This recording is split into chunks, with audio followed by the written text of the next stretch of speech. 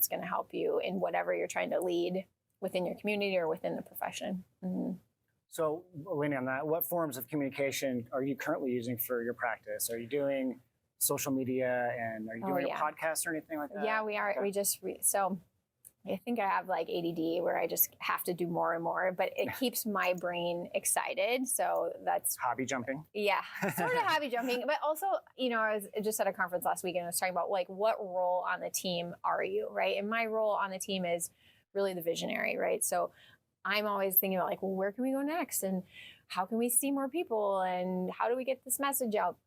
And I obviously have people on my team that are more like the detail people, and I need them really badly, right? I also need the people that are like cracking the whip at me, like, no, like we can't look over there. We got to finish this other project, right? So, if you're listening to that and you're like, I'm the detail person, great. Like find yourself a visionary and work hand in hand. So, cause you both need each other equal parts, right?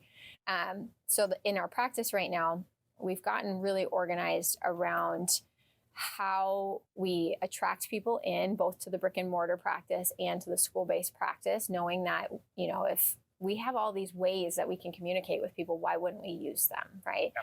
So, yes, we, for instance, just figured out how to do things smarter, not harder. We use testimonials and we take them to both use internally, like as pictures in the office, but also in our social media. And before it felt like that was a hard thing to ask people for their testimony. And we were all kind of assigned to like, oh, well, if you go into a reval and they have a great story, make sure you ask them if they'd be happy to share it, right? Mm-hmm. But it felt like pulling teeth when we were doing it. And so one of the things we realized is that, well, we had a new doctor on a team. She needed to meet everyone. So we just kind of threw a party and had food and stuff. And then she was introducing people saying, I'd love to hear your chiropractic story. And then just had a whiteboard right there to collect testimony. So it was amazing. I was like, gosh, how did this take us 15 years to figure out? Just bring food and have someone engage with you and you could get those testimonies. So in 3 days, food always helps. Yeah, in 3 days we got like 60 some, and it was like, that was great. So we'll use those in our, meta ads or our Facebook and Instagram content. We also use Perfect Patience, which is a website builder that helps you just build a better website.